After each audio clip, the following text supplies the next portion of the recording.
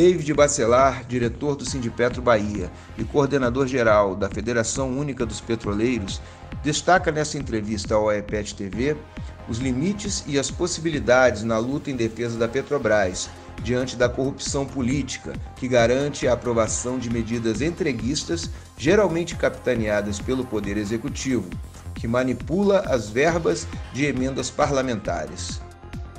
Bacelar reconhece que não basta substituir o atual presidente. É preciso renovar o Congresso, mas, paralelamente, a sociedade precisa se mobilizar contra processos ilegais, imorais e criminosos, como as vendas das empresas transportadoras de gás, que são as de maior rentabilidade no país atualmente. Não faz sentido a Petrobras ter vendido essas empresas a um monopolista privado, frisa o coordenador da FU.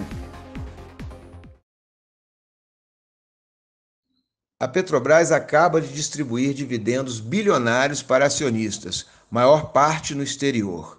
O que está acontecendo com a estatal, criada para dar suporte ao desenvolvimento do Brasil? Hoje, a nossa querida Petrobras, ela perde o seu papel fundamental, que é um papel social, de desenvolvimento econômico, de desenvolvimento industrial, desenvolvimento social e regional do nosso país, para servir a acionistas, principalmente minoritários e de outros países. Nós tivemos aí nesse ano uma distribuição de dividendos recorde na história da Petrobras, algo escandaloso. Estamos falando de 63,4 bilhões de reais em dividendos distribuídos para os acionistas. Uma pequena parte disso fica com a União, que é a acionista controladora, não majoritária, mas controladora da Petrobras. Infelizmente, esses altos lucros, esses altíssimos dividendos que favorecem estrangeiros em detrimento da população brasileira, estão baseados principalmente em dois fatores. Na política de preços dos combustíveis, que sangra a população brasileira, atrelando aí os nossos combustíveis ao preço do barril do petróleo no mercado internacional, a variação do dólar e a custos de importação. Estamos falando do famigerado PPI, o preço de paridade de importação, implementado pelo Temer, mantido pelo governo Bolsonaro, por sinal, em acordo e conluio com o Paulo Guedes, junto com o Roberto Castelo Branco, que garantiram à Bolsa de Nova York que a Petrobras iria pagar dividendos na monta de pelo menos 30 bilhões de reais anuais. Então, esse é um dos motivos que tem gerado esses altíssimos lucros e dividendos pagos a acionistas estrangeiros, principalmente. Um outro são as privatizações. Infelizmente, nós já temos aí uma série de ativos e de empresas do sistema Petrobras entregues ao capital financeiro internacional e a outras multinacionais.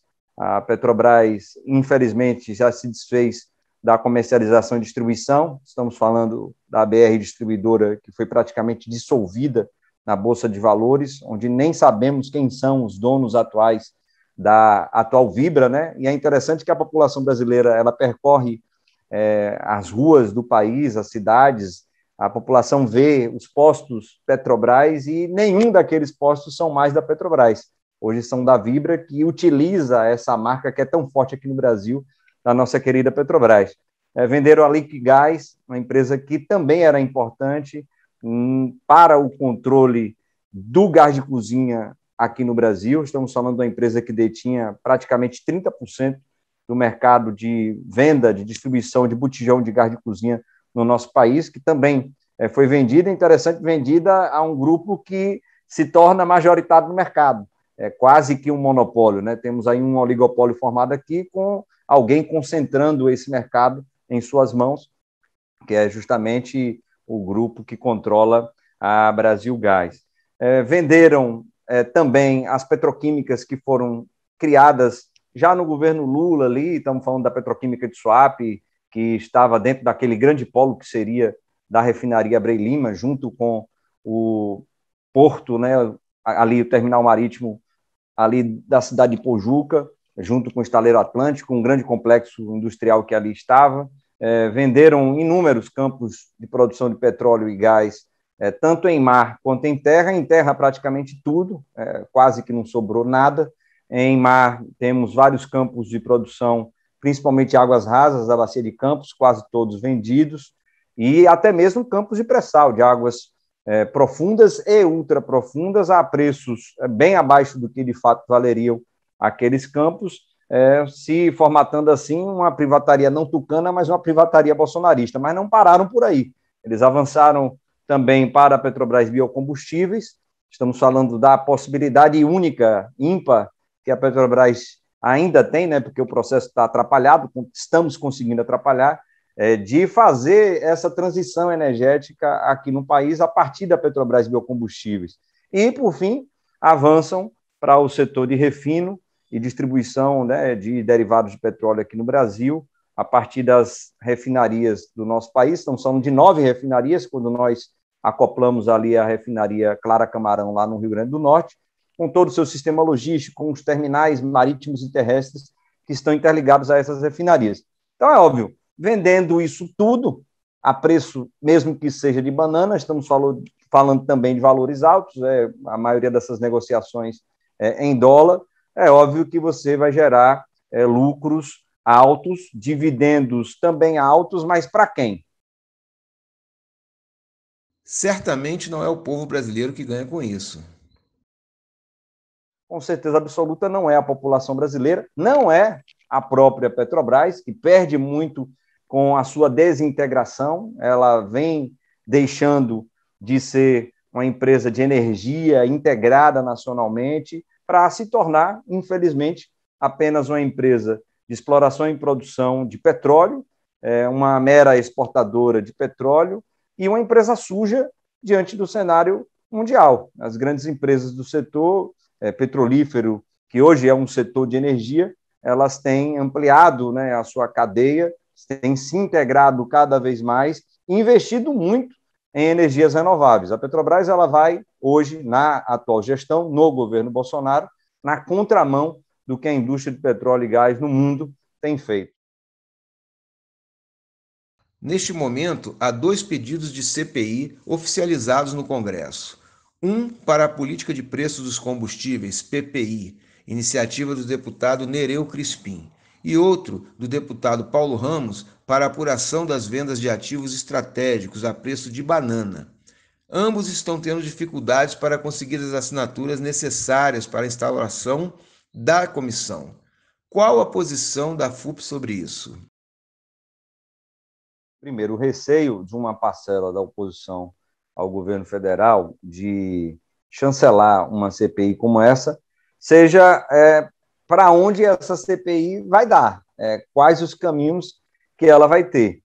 Se fosse um Congresso legitimamente, né, representativo da sociedade brasileira, se fosse um Congresso que cumprisse o seu papel real de legislar, de fiscalizar, aí sim nós chegaríamos ao objetivo que o deputado federal Paulo Ramos tem de investigar os processos de privatizações dessa privataria bolsonarista que ocorre hoje, que nós imaginamos, os indícios são muito fortes, que há, sim, casos de corrupção nesses processos de venda de privatizações que estão ocorrendo dentro do sistema Petrobras, até porque os preços dessas vendas estão bem aquém dos valores que, de fato, tem a maioria desses ativos que estão sendo entregues. Então, se o Congresso ele cumprisse o seu papel de verdade, nós chegaríamos a esse objetivo, de investigar, identificar as corrupções que possivelmente estejam sendo feitas nessas negociatas, nessas negociações, e até mesmo ajudar a parar esse processo de privatização. Mas como nós sabemos que o Congresso não é isso, apesar de ter sido eleito, né, pela população brasileira, nessa democracia em vertigem e frágil que nós temos, onde o poder econômico ele impera no processo eleitoral, nós já temos visto aí sinais explícitos de que a boa parte dos congressistas, dos parlamentares no Congresso Nacional são grandes picaretas que participam de um grande balcão de negócios onde ganham muito dinheiro, seja através das emendas parlamentares, que é a forma explícita que o governo federal tem de comprar cada deputado, deputada, senador, senadora. Estamos falando aí de 20 bilhões de reais em emendas parlamentares que foram distribuídas no ano passado, E estamos falando de 20 bilhões que estão sendo distribuídos agora até o processo eleitoral. Seja dessa forma, ou seja das maneiras mais escusas, imorais e ilegais que nós temos. A compra de parlamentares não se dá apenas através da liberação de verbas. Como o capital privado participa desse processo? Lembro-me aqui de um relato, não vou falar aqui quem foi, um consultor legislativo antigo dentro do Congresso Nacional, que hoje assessora uma grande senadora no Congresso Nacional, em que ele disse: puxa, David, eu acho o trabalho de vocês fundamental, o trabalho da FUP, o trabalho da IPET, de trazer aqui uma série de dados, informações e até convencer o parlamentar a parlamentar. Mas vocês não veem o que ocorre aqui nos bastidores. Ele dizia que na década de 90, nas privatizações de Fernando Henrique Cardoso, de Fernando Collor de Mello, eram os japoneses com as malas de dinheiro, né, para literalmente comprar o parlamentar. Hoje a forma de comprar é outra. Estamos falando do mercado financeiro mundial, que tem interesses supranacionais e que bilhões de dólares estão em jogo. Então, infelizmente, a disputa ela é muito inglória. Acreditamos que na mudança do cenário político nacional, principalmente a partir de 2022, elegendo aí um governo popular, democrático, desenvolvimentista, e o que nos sinaliza, e também uma mudança no Congresso Nacional, onde nós temos a expectativa de que a esquerda brasileira, falando aqui dos vários partidos de esquerda, principalmente o PT, PCdoB, PSOL, PDT, Rede, poderão eleger uma bancada maior e assim pressionar o Congresso a sim cumprir o seu papel de legislar, de fiscalizar. Então, caso isso ocorra, e a nossa expectativa e energia gasta, despreendida para isso, nós entendemos que uma CPI como essa, ela sim alcançará o seu objetivo. Então, sim, há dificuldades na oposição por conta dessa descrença com relação a esse Congresso, e, óbvio, há dificuldades nos partidos de centro e de direita, porque estão sendo comprados, literalmente, para que essas privatizações ocorram. Há exemplo do que ocorreu com o sistema Eletrobras, onde os escândalos já estão aí explícitos, onde conflitos de interesse estão sendo demonstrados, inclusive, conversando aqui com a Lívia, lembro-me de a deputada Érica Cocai, né, evidenciar isso na Comissão de Fiscalização e Controle da Câmara, denunciando um processo de corrupção devido ao conflito de interesse da empresa que fez o processo de negociação da venda da Eletrobras e que tem ações da Eletrobras. É uma excrescência o que estão fazendo. Então, há essas dificuldades. Acreditamos que com a mudança do cenário político, nós poderemos sim ter essas investigações, não somente as investigações via Congresso Nacional, mas via Ministério Público Federal, via Polícia Federal, que hoje está controlada, né, pelos filhos e amigos do Bolsonaro, e também via as ações judiciais várias que a FUP, a FNP, a EPET têm, elas poderão andar e chegar ao objetivo que é travar essas privatizações e também buscar a reestatização de boa parte daquilo que foi vendido através de processos ilegais, imorais e criminosos. Você afirma que a Bolsa de Nova York pressiona as empresas por um piso para a distribuição de dividendos. Na época da privataria de FHC, a AEPET e outros atores conseguiram influenciar o Congresso na defesa do monopólio do petróleo, entre outras conquistas. Será mesmo que é possível esperar um Congresso mais progressista nas próximas eleições? Eu me lembrei de dois companheiros da AEPET, históricos, e que continuam fazendo a luta no Congresso Nacional. Luta importante. O companheiro Fernando Siqueira, o companheiro Ricardo Maranhão, dois grandes companheiros históricos que têm feito uma luta em várias audiências públicas, tanto na Câmara quanto no Senado, defendendo a soberania nacional, a soberania energética, a partir também da Petrobras. Então, esse trabalho ele é necessário, apesar, né, desses investimentos vultuosos do capital financeiro internacional e de interesses supranacionais que acabam comprando parlamentares. É óbvio que isso não deixa de existir também, mesmo no governo popular e democrático que nós consigamos eleger. Até porque, apesar da nossa expectativa de aumentar a bancada de esquerda no Congresso Nacional, entendemos as dificuldades que temos de formar uma maioria de esquerda, por exemplo, na Câmara dos Deputados, que tem 513 deputados e deputadas, e que boa parte desses e dessas já estão fazendo campanha com as emendas parlamentares, principalmente em cidades do interior, que estão em situação de vulnerabilidade econômica, e que essas emendas chegam com força e, consequentemente, infelizmente, tanto prefeitos, vereadores, como uma série de eleitores e eleitoras estarão ligados diretamente a esses deputados que, infelizmente, deverão ser reeleitos. Então, a gente tem, sim, uma crença com o pé no chão de aumento da bancada de esquerda, mas não para a formação de uma maioria no Congresso Nacional. Independente de nós ganharmos a eleição no Poder Executivo e aumentarmos a nossa presença da esquerda no Congresso Nacional Brasileiro, nós precisamos manter as nossas entidades, e aqui estamos falando de entidades importantes, como a FUP e a EPET, organizando, mobilizando, formando as nossas bases para que nós possamos pressionar esse governo que, querendo ou não, estamos numa república que é formada por governos de coalizão, que precisaremos, então, pressionar esse governo de coalizão mais à esquerda, para que ele seja desenvolvimentista, para que ele promova as reestatizações tão necessárias. Muitos resistem à ideia de reestatizar, mas juridicamente não há entraves para essa retomada do patrimônio público. Na Europa, isso já está ocorrendo em nações desenvolvidas. Que países se destacam nessa retomada?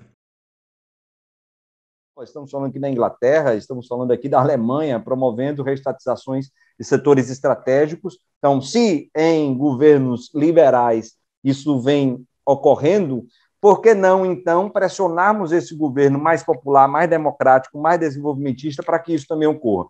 Isso só vai ocorrer se nós tivermos pressão da sociedade brasileira, a partir, obviamente, dos movimentos sociais organizados, que têm capacidade de fazer isso. Esse processo ele será importantíssimo, porque é verdade, a Petrobras ela está perdendo muito com toda essa privataria. A Petrobras, só para dar um exemplo, ela vendeu a preço de banana algo que é de suma importância para o desenvolvimento industrial brasileiro. Estamos falando aqui, por exemplo, da gigantesca malha de gasodutos que foi construída pela Petrobras, com recursos da Petrobras, e que hoje a Petrobras paga bilhões por ano para poder utilizar esses gasodutos para transportar o seu gás natural por todo o país. Esse é um exemplo escandaloso, porque em 5, 9 anos, a Petrobras já vai ter pago tudo aquilo que recebeu dessa privataria. Estamos falando aí de algo em torno de 36 bilhões de reais. Então, é necessário que o governo corrija isso, porque um setor desse, controlado pela iniciativa privada, e o que está posto é o Grupo Cosan, controlando toda a distribuição de gás natural no Brasil. Estamos falando de 76,5% de todo o gás natural distribuído e comercializado no país, controlado por uma empresa privada. Então, precisaremos pressionar, até porque essa empresa que aqui estamos citando, a antiga TAG, né, a Transportadora Associada de Gás, a NTS, a nova transportadora do Sudeste, a NTN, nova transportadora do Norte, hoje são as empresas que têm a maior taxa de rentabilidade no Brasil. Não faz sentido, ou melhor, não fez sentido algum, a Petrobras ter vendido essas empresas, e pior, para um monopolista privado nacional. Então, vai ser muito necessário que esse governo ele conserte, né, esses erros, que ele desfaça esses crimes cometidos por atos do poder executivo, ou seja, por atos do governo Bolsonaro. Estamos falando dos gasodutos, estamos falando das refinarias que já foram vendidas ou estão em processos avançados de venda, como a Relan, que é a refinaria onde eu sou lotado, por sinal, que foi vendida a preço de banana. Estamos falando de uma refinaria que vale, segundo não somente a FUP, não somente o INEP, não somente a IPET, mas também o mercado financeiro. O BTG soltou nota falando sobre isso. A refinaria que vale em torno de 3 bilhões e 600 milhões de dólares, vendida por 1 bilhão e 650 milhões de dólares para um fundo de investimentos lá dos Emirados Árabes, que vai controlar um mercado cativo a essa refinaria de praticamente todo o Nordeste e Norte de Minas Gerais, e vai ficar por isso mesmo? De forma alguma. Quais são os limites desse processo? Não podemos permitir que esse monopólio regional privado ele se constitua. Não podemos permitir que haja a possibilidade de desabastecimento de alguns derivados de petróleo, dentre eles um que é essencial para a população, que é o gás de cozinha, e poderá, sim, uma empresa como essa dizer, ó, não vou produzir mais gás de cozinha, porque a minha margem de lucro é baixa, vou produzir outros derivados que são mais rentáveis, e quem sobra é a população. Então, é óbvio que tudo isso que nós já estamos denunciando, pelo menos aqui desde 2015, que essas denúncias, essas ações judiciais, todos esses processos que estão em andamento, eles possam ir ao encontro dos seus objetivos a partir de 2023, nesse novo governo que nós temos. Não é arriscado apostar numa mudança de governo com todas as prováveis alianças que serão feitas? É por isso que todas as ações, né, que nós temos feito, sejam através da via judicial, da via institucional, através do Congresso Nacional, seja através da luta da categoria, com paralisações, com manifestações, com atos nas ruas e com greves, que elas possam ser ampliadas durante todo esse ano, porque ainda temos aí um ano pela frente para nós enfrentarmos esse governo que tem destruído, né, o Estado brasileiro e a nossa soberania nacional. Além dos políticos e da sociedade, não existem órgãos públicos reguladores que deveriam barrar essa onda de negociatas com o patrimônio público, que estão inclusive criando monopólios privados? O Grupo Ultra chegou a quase 60% do mercado Pois com a é. compra da Liquigás. É um escândalo. O CAD que obrigou, entre aspas, a Petrobras a vender 9 refinarias, não fez nada com relação a isso.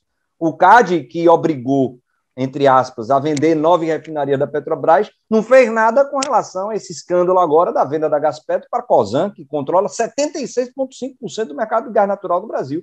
Então, estamos passando aqui por algo estranho. Na verdade, o que a gente vislumbra, analisa, é que tem ali alguma coisa por detrás, né, as escusas, em negociatas que aparentemente são feitas entre o governo federal, com o CAD, com essa gestão entreguista da Petrobras, com importadoras, trades que se instalaram no Brasil. Estamos falando de um número escandaloso que pulou lá em 2014, 60 para mais de 300 importadoras no Brasil. Estamos falando das refinarias norte-americanas, como você citou, que estão se beneficiando, vendendo mais de 40 bilhões de dólares, por exemplo, só de diesel por ano para o Brasil.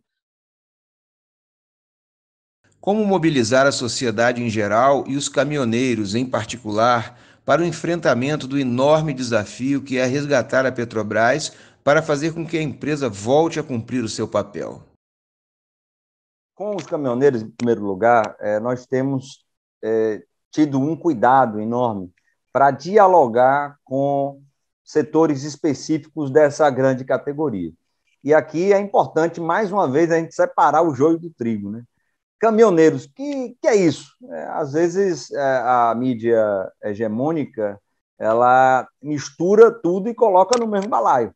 Então, nós temos, primeiro, as gigantescas transportadoras, que, por sinal, apoiaram financeiramente na campanha do Bolsonaro, inclusive com as fake news, inclusive com a superestrutura de WhatsApp, de redes sociais que foi montada. Nós temos a indústria agro, que dizem que é tech, é pop, é tudo, mas é uma grande destruidora da nossa economia nacional. A exemplo do que está acontecendo agora, quem se beneficia mais é a agroindústria. O dólar a 5,70 exportando e sem nenhuma tributação daquilo que é exportado para outros países. Um escândalo. Então, esses que têm também uma gigantesca frota de caminhões são grupos que controlam. Esses são os donos do capital, né? Não são trabalhadores, não são, por exemplo, separando do joio do trigo, os autônomos que juntam uma renda e compram um caminhão, ou compram 2, 3, 4, e que o filho, a filha, o pai, a mãe trabalha dentro dessa boleia, conduzindo aí produtos por todo o Brasil. E temos também os trabalhadores seletistas, que são empregados, né, que vendem sua força de trabalho para pilotar um caminhão por todo o país. Então, temos dialogado com quem, Rogério? Temos dialogado com grupos de autônomos e os seletistas. E aqui citando o grande companheiro Litt, que já nos reunimos algumas vezes, ele que faz parte de uma grande associação de caminhoneiros no sul do país e tem ajudado a CNTTL, que é uma Confederação Nacional de Transporte e Logística, que debate esse tema, a formatar propostas de mobilização dessa importante categoria em nosso país.